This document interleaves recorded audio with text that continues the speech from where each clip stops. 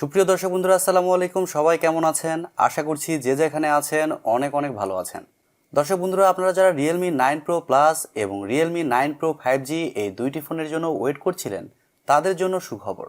Realme 9 Pro Plus এবং Realme 9 Pro 5G এই দুইটি ফোন বাংলাদেশের মার্কেটে অফিশিয়ালি লঞ্চ হচ্ছে। Realme বাংলাদেশ এই বিষয়টি নিজেই কনফার্ম করেছে। আজকের ভিডিওতে আমরা কথা বলবো Realme 9 Pro Plus এই ফোনটি নিয়ে।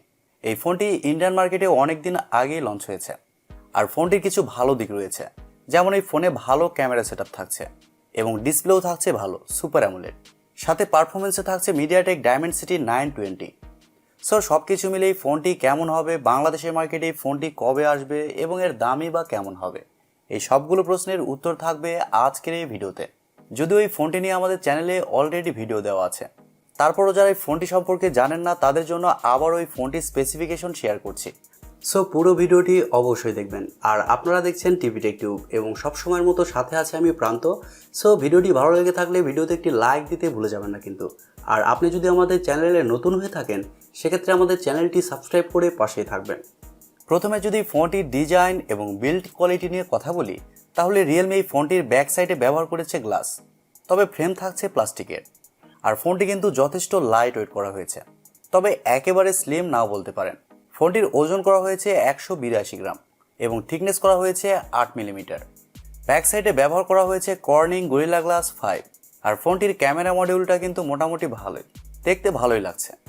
পোর্টস অ্যান্ড বাটন হিসেবে এই ফোনটিতে আপনারা সব ধরনের পোর্টস অ্যান্ড বাটনও পেয়ে যাচ্ছেন, যেমন 3.5 millimetre headphone jack, type C slot ইত্যাদি। তবে এই ফোনটিতে আপনারা শুধুমাত্র 2টি সিম কার্ডই ব্যবহার করতে পারছেন। আমি আবারও বলছি, এখানে শুধুমাত্র আপনারা 2টি সিম কার্ডই ব্যবহার করতে পারছেন। এক্সটার্নাল কোনো মেমোরি কার্ড এই ফোনটিতে ব্যবহার করতে পারছেন না। ফোনটির সামনে আসলে আপনারা পেয়ে যাচ্ছেন একটি ফুল ভিউ ডিসপ্লে, যার উপরের অংশে বাম সাইডে পাঞ্চলের মাধ্যমে বসানো থাকছে সেলফি ক্যামেরাটি। আর ভালো ব্যাপার হচ্ছে ফোনে থাকছে ইন ডিসপ্লে ফিঙ্গারপ্রিন্ট সেন্সর, তবে এই সেন্সরটি যথেষ্ট ফাস্ট এবং অ্যাকুরেট বলে জানতে পেরেছি। আর ফোনটি মার্কেটে 3টি কালার ভেরিয়েন্টে পাওয়া যাবে, যেমন ব্ল্যাক, গ্রিন এবং ব্লু।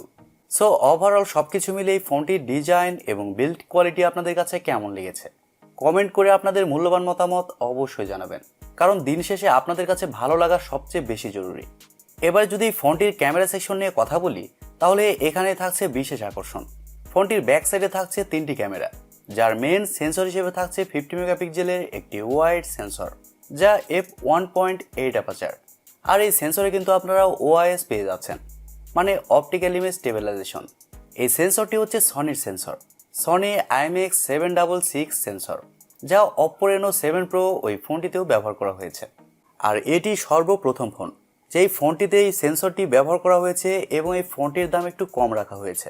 যাই হোক, ব্যাক সাইডে সেকেন্ড সেন্সর হিসেবে থাকছে 8 মেগাপিক্সেলের একটি আলট্রা ওয়াইড সেন্সর, যা f2.2 অ্যাপারচার, এবং সবশেষে থাকছে 2 মেগাপিক্সেলের একটি ম্যাক্রো সেন্সর। ব্যাক ক্যামেরার ভালো ব্যাপার হচ্ছে ফোনটির ব্যাক ক্যামেরা দিয়ে আপনারা সর্বোচ্চ 4K-তে 30 FPS শ্যুট করতে পারছেন এবং 1080p-তে সর্বোচ্চ 480 FPS পর্যন্ত শ্যুট করতে পারছেন। Realme 9 Pro Plus এই ফোনটিতে সেলফি ক্যামেরা হিসেবে থাকছে 16 মেগাপিক্সেলের একটি ওয়াইড সেন্সর, যা f2.4 অ্যাপারচার। তবে সেলফি ক্যামেরা দিয়ে আপনারা শুধুমাত্র 1080p-তে 30 FPS শ্যুট করতে পারছেন, এখানে কিন্তু 4K অপশনটা থাকছে না। আর আমার মনে হয় এরকম বাজেটের প্রত্যেকটা ফোনের সেলফিতেও 4K অপশনটা থাকা প্রয়োজন ছিল। ক্যামেরার ফটো কোয়ালিটির কথা বলতে গেলে এই ফোনটির ব্যাক ক্যামেরার মেন সেন্সরের ফটো কোয়ালিটি অসাধারণ, এক কথায় অসাধারণ। এরকম বাজেটের কোনো ফোনে কিন্তু আপনারা এরকম ফটো কোয়ালিটি পাবেন না, এই বিষয়ে 100% নিশ্চিত থাকতে পারেন। তবে সেলফি ক্যামেরার ফটো কোয়ালিটি যে আহামরি খুব বেশি ভালো পাবেন এরকমটাও না। সেলফি ক্যামেরার ফটো কোয়ালিটি অ্যাভারেজ বলবো, তবে ব্যাক ক্যামেরার মেন সেন্সরের ফটো কোয়ালিটি জোস হবে। ফোনটির ডিসপ্লে নিয়ে আমরা যদি কথা বলি, তাহলে এই ফোনে থাকছে 6.4 ইঞ্চির একটি সুপার অ্যামোলেড ডিসপ্লে। আর এই ডিসপ্লেটি হচ্ছে ফুল এইচডি প্লাসের একটি ডিসপ্লে, যার রেজুলেশন হিসেবে থাকছে 1080x2400 পিক্সেল এবং আরও থাকছে 411 ppi ডেন্সিটি। এই ডিসপ্লেতে থাকছে 90 হার্টজের রিফ্রেশের, যার কারণে ডিসপ্লের টাচ রেসপন্স মোটামুটি ভালোই হবে, এবং আরও থাকছে 430 নিটস টাইপ ব্রাইটনেস। এর কারণে আউটডোরে যখন এই ফোনটি আপনি ব্যবহার করবেন তখন ডিসপ্লেতে কিছুটা ব্রাইটনেসের ঘাটতি ফিল করবেন, তবে একেবারে বেশি না। আর সুপার অ্যামোলেড ডিসপ্লে হওয়ার কারণে ডিসপ্লের কালার কোয়ালিটিও যথেষ্ট ভালো হবে, যে কোনো কন্টেন্ট এই ডিসপ্লেতে প্লে করে তা দেখে অনেক বেশি মজা পাবেন। এই ডিসপ্লের ভালো ব্যাপার হচ্ছে ডিসপ্লের প্রোটেকশন হিসেবে থাকছে কর্নিং গরিলা গ্লাস 5। আর আরেকটি কথা, এই ফোনে কিন্তু আপনারা হার্ট রেটিং সেন্সরও পেয়ে যাচ্ছেন, মানে এই সেন্সর দিয়ে আপনারা হার্ট রেট পরিমাপ করতে পারবেন। তবে এটি 100-তে 100 না। ফোনটির সফটওয়্যার এবং পারফরমেন্স নিয়ে যদি আমরা কথা বলি, তাহলে এই ফোনে থাকছে অ্যান্ড্রয়েড 12, যার ব্যাকএন্ডে থাকছে Realme UI 3.0। আর আমি প্রথমে বলেছি এই ফোনটিতে চিপসেট হিসেবে থাকছে MediaTek Dimensity 920, যা Redmi Note 11 Pro ওই ফোনটিতেও ব্যবহার করা হয়েছে, মানে চাইনিজ ভেরিয়েন্টের কথা বলছি। এই চিপসেটটি হচ্ছে 5G চিপসেট, যা 6 ন্যানোমিটার আর্কিটেকচারে তৈরি করা একটি Octa-core প্রসেসর, এবং জিপিইউ হিসেবে থাকছে Mali G68 MC4। Mali G68 এই জিপিইউটাও কিন্তু যথেষ্ট পাওয়ারফুল।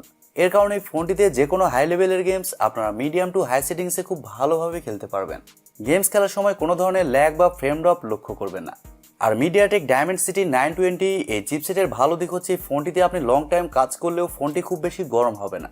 দেশের বাজারে এই ফোনটি একটি অথবা দুইটি ভেরিয়েন্টে আসতে পারে, 6GB RAM 128 8GB ROM এবং 8GB RAM 128 8GB ROM, যার স্টোরেজ টাইপ হিসেবে থাকছে UFS 2.2 এবং র্যাম টাইপ হিসেবে থাকছে LPDDR4X। এই ফোনের আরেকটি ভালো দিক হচ্ছে এই ফোনে থাকছে স্টেরিও স্পিকার্স, যার কারণে এই ফোনটির অডিও কোয়ালিটিও কিন্তু দুর্দান্ত ভালো হবে। আর এছাড়াও থাকছে ওয়াইফাই, ব্লুটুথ, জিপিএস, এনএফসির মতো আরও অনেক ফিচার, এবং ইউএসবিতে থাকছে USB Type-C 2.0। ফোনটির ব্যাটারি এবং চার্জার নিয়ে যদি আমরা কথা বলি, তাহলে এই ফোনে থাকছে 4500 mAh একটি ব্যাটারি, আর ফোনটিকে চার্জ করার জন্য থাকছে 60 ওয়াটের একটি চার্জার। আর Realme বলছে চার্জার এই ফোনটিকে 100% চার্জ করতে সময় লাগবে মাত্র 45 মিনিট, মানে 1 ঘন্টারও কম সময়ের মধ্যেই ফোনটি ফুল চার্জ হয়ে যাবে, যা অবশ্যই আমাদের জন্য গুড নিউজ। এবার আসা যাক মেন টপিকে, ফোনটির প্রাইস এবং লঞ্চিং ডেট। দর্শক বন্ধুরা, Realme এই ফোনটি এই মাসের শেষের দিকে লঞ্চ করত, তবে আপনারা অনেকেই জানেন ডলারের দাম বেড়ে গেছে, বা ডলারের বিপরীতে বাংলাদেশি টাকার মান কমে গেছে। আর রিসেন্ট বাজেট পাস হয়েছে, বাজেটে ইলেকট্রনিক্স ডিভাইসের দামও কিন্তু বেড়ে গেছে, আর এর কারণে এই ফোনটির দামও বেড়ে যাবে, এটাই স্বাভাবিক। এই জন্য আসলে Realmeও কনফিউশনে পড়ে গেছে যে ফোনটি কেমন দামে লঞ্চ করা যায়। আর এই কনফিউশন থেকেই ফোনটির রিলিজ ডেট একটু পিছিয়ে গেছে। ফোনটি সম্ভবত সামনের মাসের শুরুর দিকে অফিসিয়ালি লঞ্চ হবে। আর অফিসিয়ালি ফোনটির বেস ভেরিয়েন্টের প্রাইস হতে পারে 34 থেকে 35 হাজার টাকা, তবে এর চেয়ে কিছুটা কম বেশি কিন্তু হতে পারে। কিন্তু আপনারা যারা এই ফোনটি আনঅফিসিয়ালি নিতে চান, তারা কিন্তু এই ফোনটি 30 হাজার টাকায় আনঅফিসিয়ালি পেয়ে যাবেন। 30 থেকে 32 হাজার টাকা বাজেট সেগমেন্টে এই ফোনটি যদি পাওয়া যায়, তাহলে আমার মনে হয় এরকম প্রাইস পয়েন্টে এই ফোনটি ঠিক আছে। আর তাছাড়া Realme যদি এই ফোনটির প্রাইস 34 থেকে 35 হাজার টাকা রাখে, সেক্ষেত্রে আমার মনে হয় এই ফোনটির প্রাইস একটু বেশি হয়ে যাবে।